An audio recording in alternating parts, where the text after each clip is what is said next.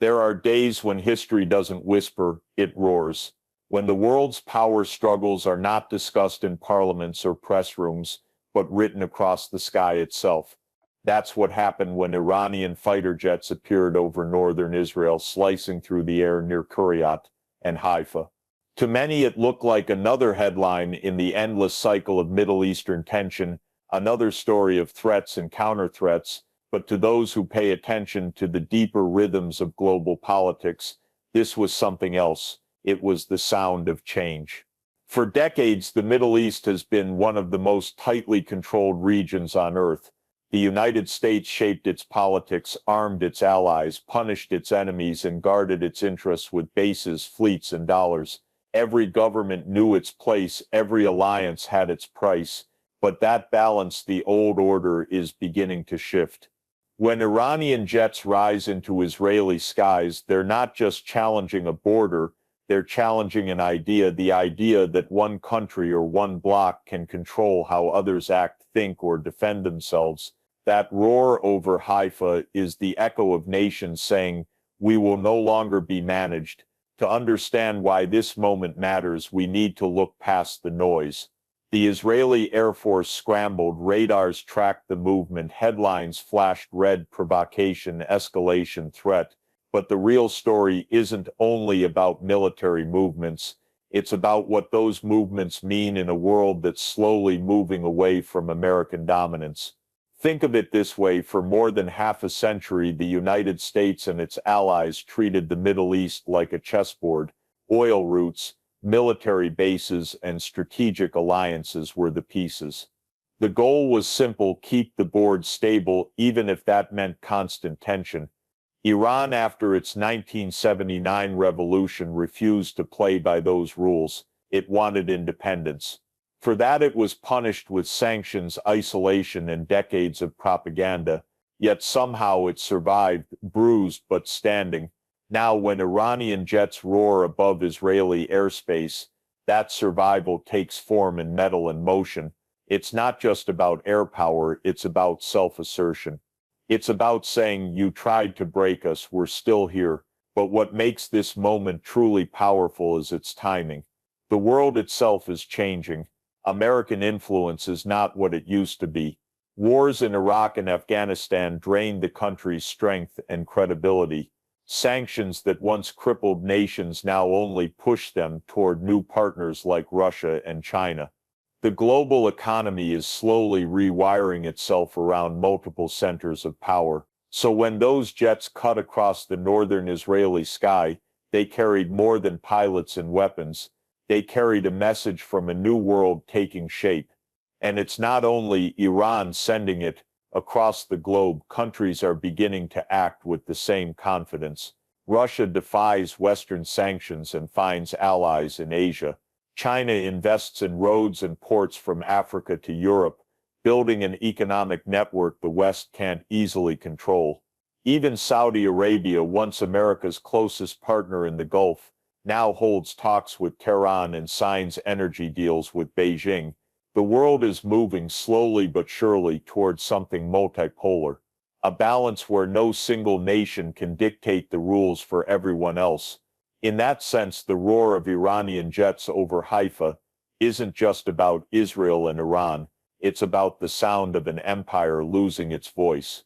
But this change is not only geopolitical, it's deeply human. Because behind every display of power are people, workers, families, soldiers, children, who live with the uncertainty these moments create. In Tehran, citizens worry about inflation and sanctions. In Haifa, parents watch the sky with quiet fear. The powerful make moves on a global board, but ordinary people carry the cost. That's the cruel truth of our modern age. Even when history changes for the better, it begins with fear. Fear in the markets, fear in the streets, fear in the skies. Still, there's something undeniable in what happened that day. A statement of existence. A moment when a nation long treated as an outcast made the world look up. It wasn't an accident or a misstep. It was intentional. Iran wanted the world to see that it could reach, that it could respond, that it could no longer be ignored. And whether you see that as courage or provocation depends on where you stand. For Israel, it's a challenge, a reminder that its once unquestioned air superiority is no longer guaranteed. For the United States, it's an embarrassment, proof that its grip on the region is weakening. For Iran, it's vindication, the long-awaited moment when the isolated nation becomes the one making others nervous. And for the rest of the world, it's a sign that something fundamental has shifted. The sky over Haifa may have cleared after those jets returned to base. The headlines faded, the market steadied, the world moved on. But for those who listen closely, that roar still lingers. Because it wasn't just an act of defiance, it was a reminder that history moves in cycles, empires rise. They grow confident, they overreach, and then one day they hear a sound they don't expect. A sound that tells them their time is fading. When the sky speaks, it doesn't shout, it warns. And on that day, over the trembling coast of northern Israel, the sky warned that the world we've known for the last 70 years is changing, one jet, one ripple, one defiant roar at a time. Every explosion we see, every fighter jet we hear, every security alert we read about, they all have a hidden life beneath them, a life measured not in casualties but in currency. War, for all its horror, is also business. It feeds industries, justifies policies, and moves money faster than peace ever could. The roar of Iranian jets over Haifa wasn't just a military message, it was also a signal that set a global machine into motion. A machine built on profit and power. As soon as those aircraft appeared on radar, stock markets reacted. Defense companies saw their shares rise. Energy prices jumped. Governments convened emergency meetings, and behind those meetings came discussions of budgets, contracts, and new military spending. It's a pattern so familiar that it barely feels like news anymore. The modern world doesn't just respond to conflict, it depends on it. Every threat, every rumor of war keeps the economic wheels turning. Politicians gain relevance, corporations gain contracts, and television networks gain ratings. This is the hidden game, the transformation of fear into finance. Across the world, weapons manufacturing is one of the most profitable industries on Earth. Every bomb built, every missile tested, every drone deployed brings profit to someone, often to the same handful of corporations headquartered in the United States, Europe, or Israel. When governments speak of security, what they often mean is spending, and each new escalation becomes an excuse for another multi-billion-dollar deal. Meanwhile, ordinary citizens, those who live under these skies, are told to accept it. They are told it's necessary, that it's for safety, for deterrence, for stability. But safety never feels stable, and stability never comes. In Israel, citizens pay higher taxes to fund defense systems that can intercept missiles, but not inequality. In Iran, inflation continues to rise and wages remain low, even as the government invests in new air defense and drone programs. Both nations live under pressure, both speak of survival, and both spend fortunes on tools that guarantee only more tension. And yet, the real beneficiaries of this cycle live far away from the noise, in offices overlooking New York, London, or Zurich. They don't see the bombings or the blackouts. They see numbers, shares, profits, contracts. For them, fear is not tragedy, it's opportunity. This is the uncomfortable truth about modern conflict. It's rarely about morality anymore, it's about markets. Weapons have become one of the few global products that never lose demand. The more unstable the world becomes, the stronger their business grows. Every time Iran defies sanctions, a Western defense company sells more to Israel. Every time Israel prepares for retaliation, another shipment of ammunition leaves an American port. Every act of defiance creates its own shadow of demand. It's a circle that feeds itself, a balance of profit disguised as protection. But Iran has learned this language too. For decades, it watched the West turn war into economy. It studied how sanctions could cripple economies and how fear could shape policy. And slowly it began to build its own system of leverage.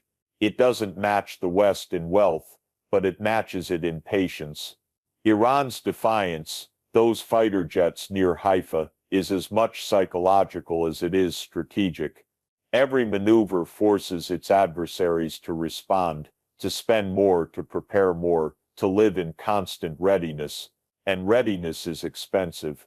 In a way, Iran has learned to weaponize cost. It knows that for every dollar it spends, its enemies must spend 10.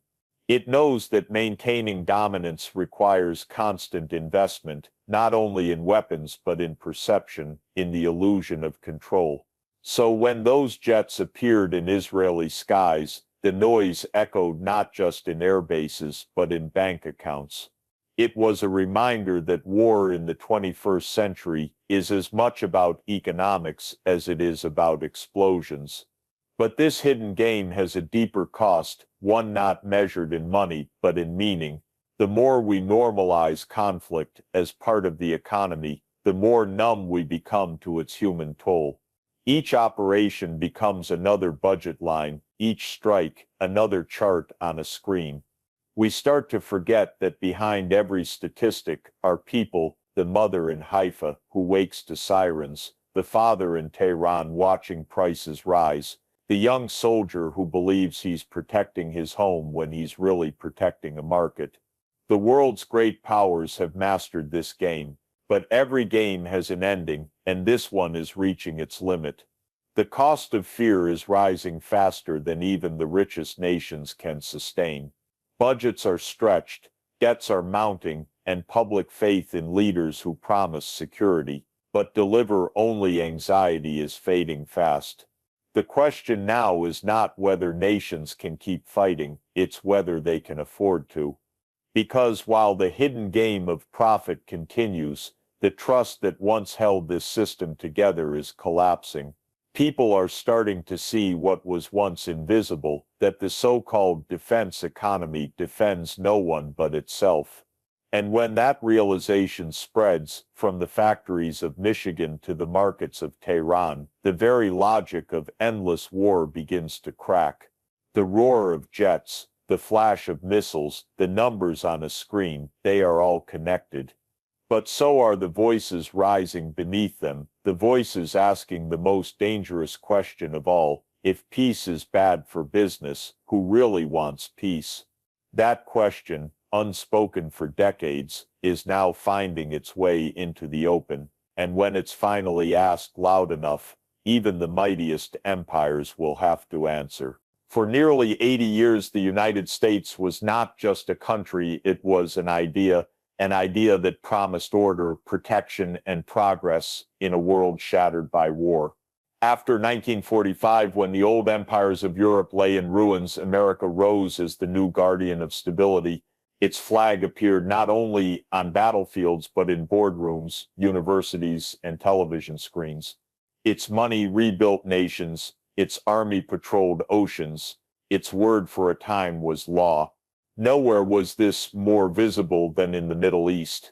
Here, amid deserts of oil and centuries of conflict, Washington found both purpose and profit. It built alliances with kings and generals. It drew invisible lines on maps and called them peace agreements. It sold weapons to one side while negotiating truces with the other. The formula worked for a while. The Middle East stayed within its orbit, and America became the unseen hand guiding its politics. But power is a delicate thing. It doesn't vanish overnight. It erodes, quietly, like stone under wind. The first cracks appeared with war. When the U.S. invaded Iraq in 2003, it believed it was reshaping the region for democracy. Instead, it opened a door it could no longer close. The war drained trillions of dollars, cost countless lives, and shattered the illusion that American intervention always brought stability. What followed wasn't peace. It was exhaustion. Then came Afghanistan, a 20-year shadow of war that ended in chaos and disbelief. The image of helicopters leaving Kabul became a mirror of history, a replay of Saigon, a symbol that even the greatest power can lose control. The empire's armor was still shining, but the steel beneath had begun to rust. And while America fought its endless wars, others watched and learned. China built roads and ports instead of armies. Russia revived its influence through diplomacy and trade. Iran, once cornered by sanctions, began weaving new alliances that reached from Beirut to Beijing. The center of gravity was shifting, slowly at first, then unmistakably. By the time Iranian fighter jets appeared over Haifa, the shift had already happened. That moment was not the beginning of America's decline in the region, it was the confirmation of it. For decades, American power in the Middle East rested on three pillars: military might, economic control, and moral authority. All three have weakened. Its military power remains vast, but influence is not measured in weapons, it's measured in respect. Its economic leverage once flowed through the dollar, but now nations trade in yuan, rupees, and rubles. And its moral authority, once built on the language of democracy and human rights, has been stained by hypocrisy. Wars without victory, promises without delivery, interventions that left nations broken. All of this has led to a slow, quiet rebellion. Countries that once depended on Washington's protection now look elsewhere. Saudi Arabia, long America's oil partner, signs defense pacts with China. Turkey, a NATO member, buys weapons from Russia. The Gulf states diversify their trade eastward. Even Israel, America's closest ally, questions whether its old protector still has the power or the will to intervene when the skies burn. The fading of empire is not an explosion, it is a silence. It is the absence of certainty where once there was command. You can hear it in the hesitation of Western diplomats, in the shifting tone of headlines, in the way local leaders now speak with confidence, once reserved for outsiders. The script has changed. The region that was once managed from afar now writes its own story. But the United States, for all its decline, has not disappeared. Empires rarely do. They linger in institutions, in currencies, in memories of control. Yet what has faded is the fear that once protected its dominance. Nations no longer tremble at the thought of defying Washington. They negotiate instead. This is the most profound transformation of all, the collapse of the myth of invincibility. When Iranian fighter jets entered Israeli airspace, it wasn't only Israel's defenses that were tested, it was Washington's credibility. The unspoken promise that America could prevent such things from happening. That promise no longer holds the same weight. And so we find ourselves in a new world, one where power is scattered, not centralized, where alliances are fluid, not fixed, and where the U.S. is no longer the architect, but one of many players. For the first time in a century, the Middle East is no longer looking west to understand its future. It's looking inward and eastward. Every empire believes it is eternal. The British once thought so. The Romans believed it. The Ottomans did too. And yet every empire eventually faces the same moment, the quiet realization that the world can move on without it. That moment has arrived for America in the Middle East, not with a defeat, but with indifference. Not with rebellion, but with evolution. The jets over Haifa were not just an act of defiance. They were a sign that the age of unquestioned American dominance is over, and the age of shared power, for better or worse, has begun.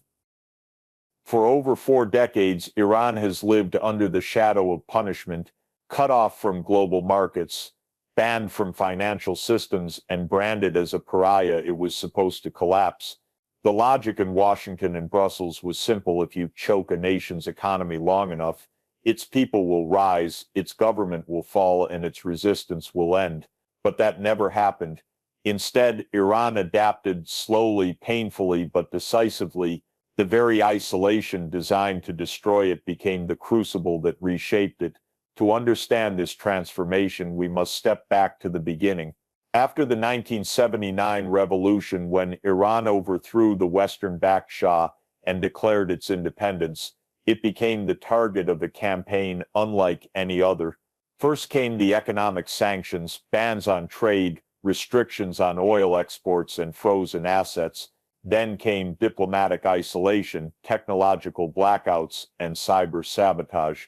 The message from the West was clear: you will not defy us and survive. But Iran did survive, not because it was rich or powerful, but because it learned to rely on itself. When the doors of Western banks closed, Iran built its own financial systems. When foreign companies stopped supplying parts for its industries, Iranian engineers learned to make them domestically. When it was denied access to international arms markets, it began developing its own weapons, crude at first but increasingly sophisticated with time. Sanctions meant to weaken Iran forced it to innovate. Every restriction became a lesson in resilience. Every blockade became a blueprint for self-sufficiency. And as Iran adapted, it discovered something even more powerful than oil or missiles: the ability to think beyond the Western system. While the United States tried to isolate it, other nations saw opportunity. Russia offered military and nuclear cooperation. China, seeking energy for its growing industries, began buying Iranian oil, discreetly at first, then openly. When Europe hesitated, Asia stepped in. When dollars became forbidden, trade continued in yuan, rubles, and gold.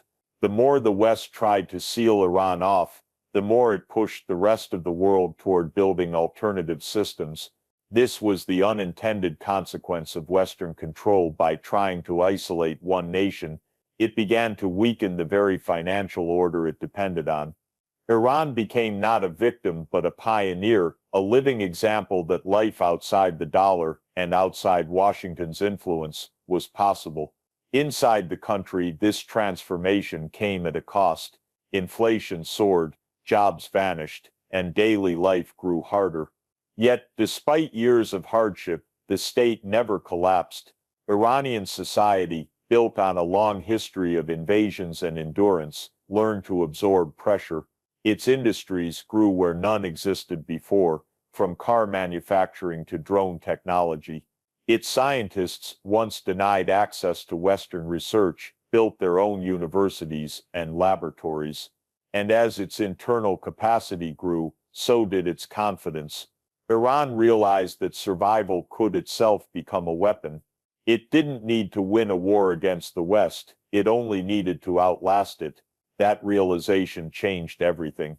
What began as desperation evolved into strategy, one that turned Iran into a key player in a new global network. By the 2020s, Tehran had positioned itself as a bridge between East and West. It joined hands with Russia in energy and defense. It deepened economic ties with China through the Belt and Road Initiative. Together, these nations began building what many now call the New Silk Road, a trade corridor that runs outside Western control. Iran's ports on the Persian Gulf, once symbols of sanctions, are now vital links in an emerging alternative economy. Its pipelines and railways connect Asia to Europe, its markets host goods that bypass the dollar entirely, and its alliances with Moscow and Beijing challenge the monopoly once held by Washington. In this new role, Iran is no longer merely reacting to isolation, it is shaping the next stage of globalization.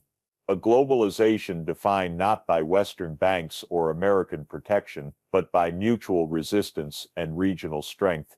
And so the very tools designed to crush Iran, economic sanctions, financial blockades, trade bans, became the foundation of something new, a model of independence that other nations began to study. From Venezuela to Russia, from India to parts of Africa, countries started asking the same question: if Iran can survive without the West, why can't we? That question is more dangerous to the old world order than any weapon. Because once people realize that the system isn't indispensable, its control begins to crumble. So when Iranian jets appear near Haifa, the symbolism runs deeper than military defiance.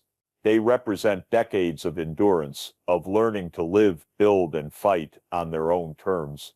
They carry the story of a nation that refused to be broken, even when the entire machinery of global power was turned against it. The West wanted Iran to kneel. Instead, Iran learned to stand taller, not by defeating its enemies, but by surviving them. And that survival, more than any victory, has become the seed of a new kind of power, one that cannot be sanctioned, bombed, or bought. In war, the strongest side isn't always the one with the biggest army or the fastest jets. Sometimes it's the one that learns to wait. Iran has mastered that art, the quiet patience of long games, the kind that unfold over decades rather than days. The world sees flashes, a missile launch, a drone strike, a skirmish at the border, but behind each of these lies something far more deliberate: strategy, not chaos. What appears to be defiance is often design. Over the past 20 years, while Western analysts dismissed Iran as a struggling state, it was slowly laying down the architecture of regional power, one piece at a time. In Lebanon, it strengthened Hezbollah, turning a small militia into one of the most powerful non-state forces in the world. In Syria, it embedded military advisors and funded local militias, ensuring that even amid civil war, its presence could not be erased. In Iraq, it cultivated allies within government and among Shia militias who now shape national politics. In Yemen, it armed the Houthis, giving them the means to disrupt shipping routes that connect Asia, Africa, and Europe. Each move seemed local, but together they form a circle, a ring of influence stretching from the Mediterranean to the Persian Gulf. Israel calls it encirclement. Iran calls it balance. For Tehran, this network is not simply military, it's psychological. It forces adversaries to live in uncertainty, to prepare for conflicts that may never come but could arrive from any direction. It's not the strength of attack that matters, but the weight of anticipation. Every rocket Hezbollah moves into position, every Iranian advisor seen in Damascus, every drone flight near Haifa feeds the same purpose: to remind Israel that it is no longer untouchable, to remind the United States that its power cannot protect every border, every moment, every ally. In this game, perception is as powerful as precision. Iran knows it cannot win a full-scale war against Israel and its Western backers, not yet. But it doesn't need to. Its goal isn't to destroy, it's to drain, to stretch its opponents' nerves, budgets, and confidence until dominance begins to dissolve under its own pressure. That's why each new confrontation feels smaller on the surface but heavier underneath. It's not about territory, it's about tempo. Iran dictates the rhythm. It decides when the tension rises and when it cools. It can ignite a front through its allies or silence it with a phone call. It has turned the region into a chessboard where every move carries 10 meanings. For Israel, this is a nightmare that no missile defense system can fully solve. Its Iron Dome can intercept rockets, but not fear. It can neutralize targets, but not the creeping realization that the skies it once controlled now belong to many. The encirclement is not a military invasion, it's a map of influence. Hezbollah in Lebanon to the north, pro-Iranian militias in Syria and Iraq to the east, Houthis in Yemen to the south, a geopolitical ring drawn not by armies marching but by ideas spreading. Each of these allies acts autonomously, yet they share a single message: resistance, a defiance of Western dominance, of Israeli superiority, of the notion that the Middle East must remain an obedient chessboard. And while Israel faces outward pressure, Iran gains inward stability. Every success abroad strengthens its narrative at home that it is not a victim of sanctions but a nation standing up to empires. This unity between ideology and strategy gives Iran a weapon more enduring than missiles: conviction. Even its rivals, quietly, have started to adapt. Saudi Arabia, once Iran's fiercest opponent, has begun to rethink its position, reopening diplomatic channels with Tehran. The United Arab Emirates, too, has shifted tone, balancing between cooperation and caution. What once seemed like isolation for Iran has become something else entirely: influence without occupation, control without conquest. This is the paradox of the modern Middle East. Wars are not always won by fighting. Sometimes they are won by simply existing, by refusing to vanish when the world expects you to. Every Iranian move in the region is part of a patient choreography. It doesn't seek applause or even victory, it seeks presence, and presence, over time, becomes power. When Iranian jets fly near Haifa, it's not just a military gesture, it's the visible edge of an invisible map, one drawn in alliances, trade routes, and shared causes. The real battlefield is not the sky, but the story, the narrative of who controls it, who defines it, and who believes in it. For years, Israel's power rested on the assumption that it could deter anyone, anywhere, anytime. Now that assumption is cracking.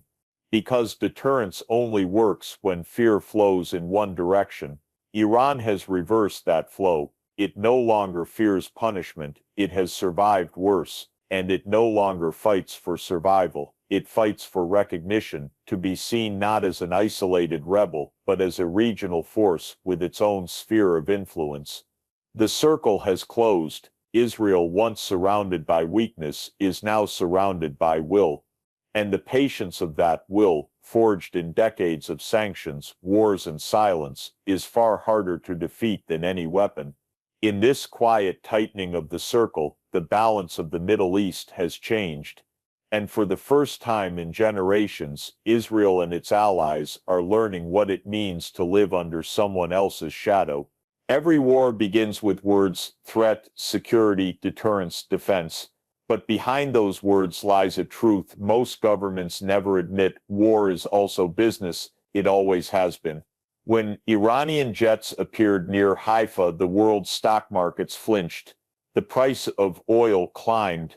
The value of gold rose. Within hours, defense contractors in the United States and Europe saw their shares surge.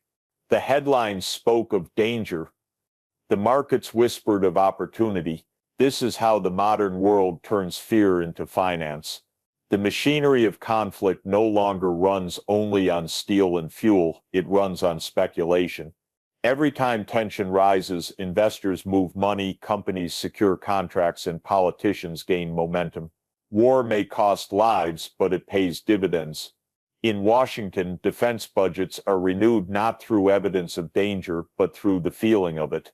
In London and Paris, think tanks funded by weapons manufacturers publish papers predicting instability in the Middle East, urging governments to prepare. In Tel Aviv, every new confrontation justifies another round of American aid, and in Tehran, every Western threat justifies another military project, keeping national unity alive through the language of defiance.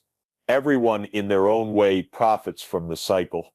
The global arms industry, worth more than $2 trillion a year, depends on one thing above all: the persistence of fear.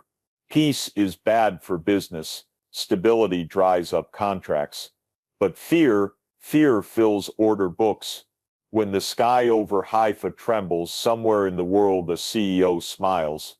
Because for them, every radar alert means another shipment of missiles, another government budget increase, another signature on $1 billion deal. This is not conspiracy, it's capitalism. It's the system we've built, one where conflict is not a failure of policy, but a pillar of profit. And it goes far beyond the defense industry. Oil companies benefit when war threatens supply routes. Commodity traders profit when chaos pushes prices up. Media networks see higher ratings when tension grips the world. Even politicians, the supposed stewards of peace, find strength in crisis. Nothing unites a divided nation faster than the illusion of an external enemy. And so, around the world, the architecture of war is not just physical, it's emotional. Governments manage their citizens through fear, corporations manage their shareholders through instability, and the news manages its audience through alarm. Iran and Israel are not outside this system, they are inside it, each playing their assigned roles. Iran's defiance keeps its economy alive under sanctions, its arms exports, its regional alliances, its oil shipments through shadow markets. Israel's constant state of alert keeps defense investment flowing and ensures its special relationship with Washington remains strong. They are enemies, yes, but also unwilling partners in a global economy that rewards confrontation. And the human cost? It's buried in reports, disguised in numbers. In Tehran, the currency loses value. In Haifa, families move closer to shelters. In Gaza, children grow up beneath drones. These are the invisible taxes of the business of war, paid not in money but in peace of mind. For every jet that takes flight, schools close early. For every missile built, hospitals go underfunded. For every billion-dollar contract signed, a generation's future is quietly sold. But the cycle continues because it's profitable. Even moral outrage has been commodified, turned into slogans, campaigns, and geopolitical branding. Every side claims righteousness, and every side arms itself in the name of survival. What few realize is that the real enemy isn't a nation, it's the economy of fear itself, a global addiction to tension. When fear becomes currency, peace becomes unaffordable. And yet, beneath this machine, something is changing. People are starting to notice. Young generations in both Iran and Israel are growing weary of being pawns in a game they never agreed to play. They see through the narratives that frame war as necessity. They ask questions that frighten their leaders more than any missile: who benefits, who profits? For the first time, those questions are echoing beyond classrooms and cafes, reaching into the political heart of nations. Because no empire, no industry, no government can sustain perpetual conflict without public belief. And belief, once lost, cannot be bought back. The business of conflict may still dominate the present, but its foundation is weakening. Every time people refuse to be divided by fear, a crack appears in the structure. Every time someone chooses empathy over propaganda, the market for hate shrinks just a little more. This doesn't end the wars, not yet. But it changes something vital: perception. And perception is where power begins to shift. So while the powerful count their profits, others are beginning to count their losses differently, in lives, in futures, in wasted hope. And when that accounting becomes collective, when enough people understand that war is no longer protection but production, the business will begin to fail. Because no system, not even one built on fear, can survive once people stop buying what it sells. There was a time when every decision in the Middle East echoed first in Washington. Every ceasefire, every oil deal, every election all seemed to orbit the same center of gravity. That time is ending. The Middle East of today is no longer the battlefield of the Cold War nor the playground of empires. It's a region awakening to its own complexity, discovering that it can act, trade, and lead without waiting for permission from the West. This transformation didn't arrive suddenly. It began quietly, like the slow shifting of tectonic plates beneath the surface. The wars in Iraq and Afghanistan drained America's attention. The rise of China redrew global trade routes. Russia re-entered the region through diplomacy, energy, and arms. And while Washington focused on defending its old dominance, a new generation of regional leaders started asking different questions. Why keep fighting each other when cooperation could build prosperity? Why depend on one superpower when the world now has many? These questions became the foundation of a quiet revolution. Look around the region today and you can see the change written in every handshake. Saudi Arabia and Iran, once bitter rivals, now reopen embassies, not through Western mediation but through Chinese diplomacy. The United Arab Emirates builds trade corridors that link Asia to Europe, turning its ports into global crossroads. Qatar and Oman act as mediators in conflicts once managed from afar, their neutrality giving them power once reserved for outsiders. Even Turkey, once tied tightly to NATO's script, now plays its own game, buying Russian weapons while courting European investment. The new Middle East is not united by ideology, it's united by pragmatism, the shared recognition that dependency is vulnerability. This is a profound shift in mindset. For decades, nations were told they needed protection from enemies, from chaos, from each other. That illusion kept the region divided and dependent. Now those same nations are discovering that cooperation is a kind of power too. Not the power of domination, but of negotiation. Trade is replacing intervention, regional talks are replacing foreign lectures, and the sky that once symbolized occupation now carries cargo routes, fiber optic networks, and digital economies that connect eastward toward Asia, not across the Atlantic. For the United States and Europe, this change is unsettling. They built a world order where control flowed through them, through the dollar, through defense pacts, through diplomacy. But in the new Middle East, those channels are no longer exclusive. China signs oil deals in yuan, Russia builds nuclear plants and gas pipelines, and regional governments negotiate directly with one another without needing approval from Western capitals. This isn't rebellion, it's maturity. The Middle East is learning to operate like the rest of the world, by choice, not by command.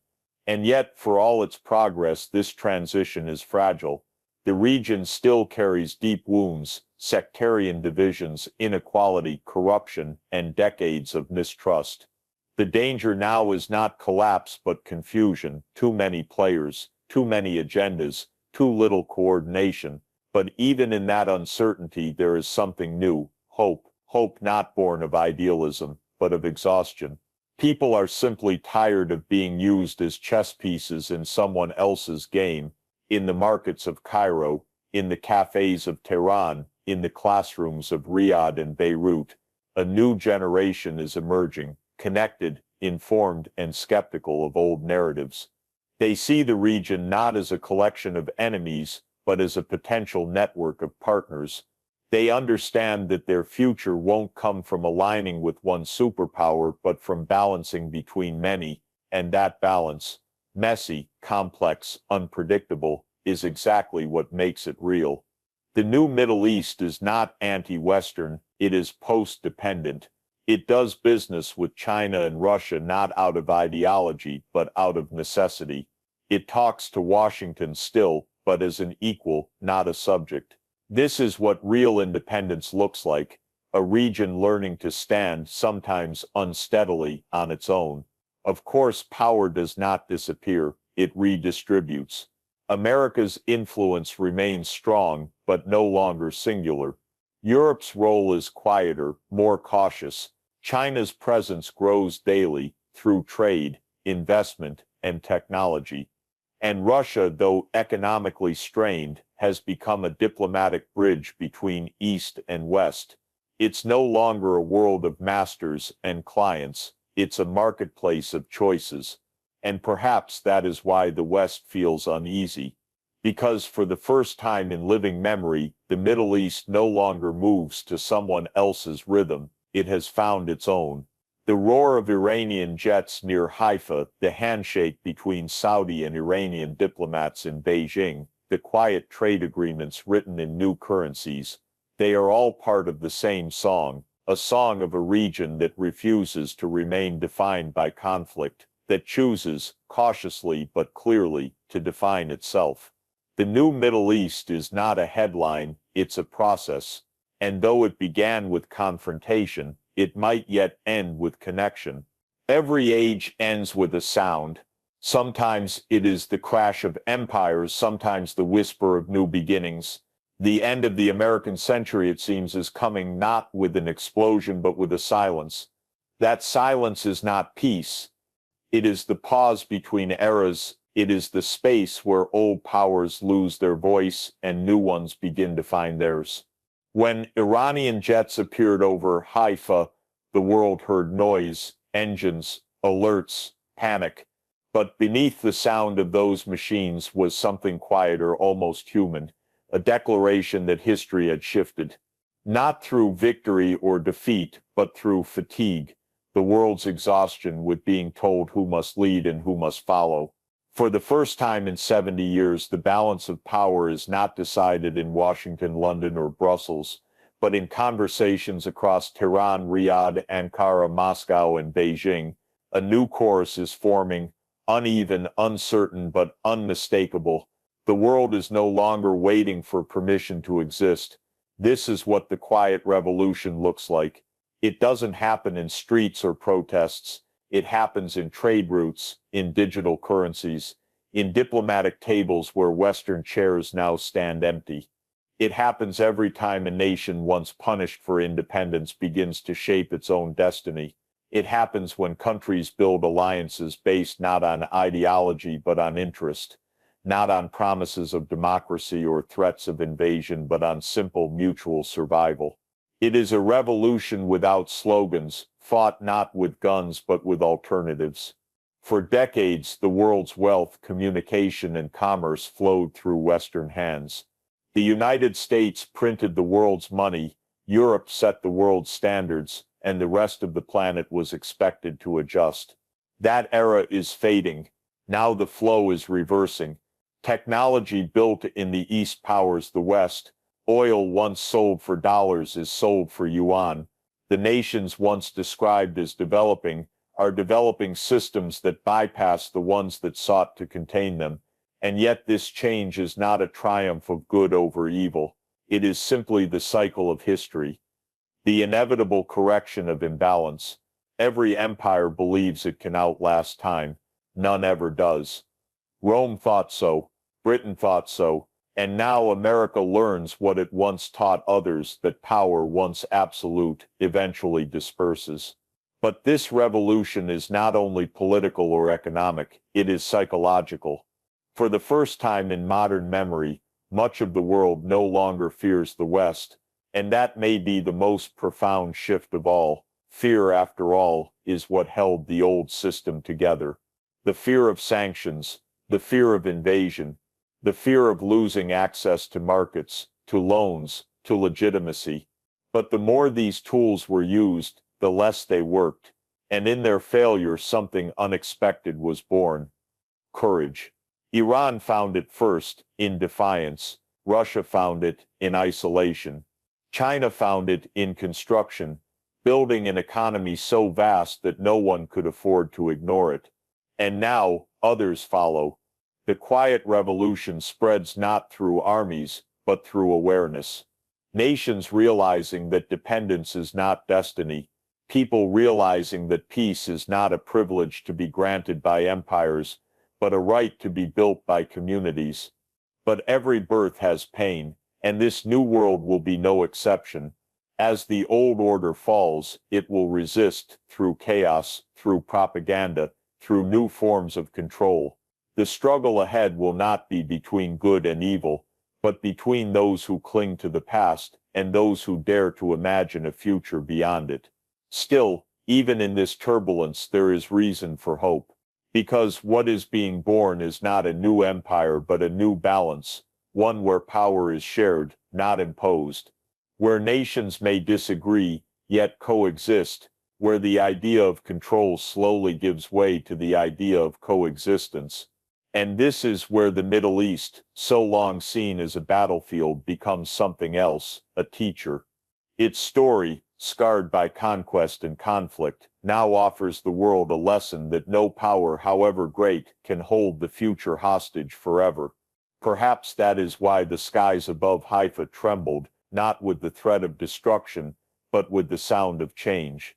Because in that roar, humanity heard something ancient, the end of domination, the return of equality, and the fragile beginning of freedom. The quiet revolution is not televised. It has no anthem, no flag. It exists in trade deals signed in new languages, in citizens questioning old truths, in the slow recognition that the world belongs not to a few, but to all. Empires fall loudly. Freedom grows softly, and somewhere between those two sounds, between the fading echo of old power and the rising hum of new, the future is being written. So when the sky trembles again, don't only listen for the engines, listen for what they mean. Because the noise of today's conflict may be, in truth, the first whisper of tomorrow's peace.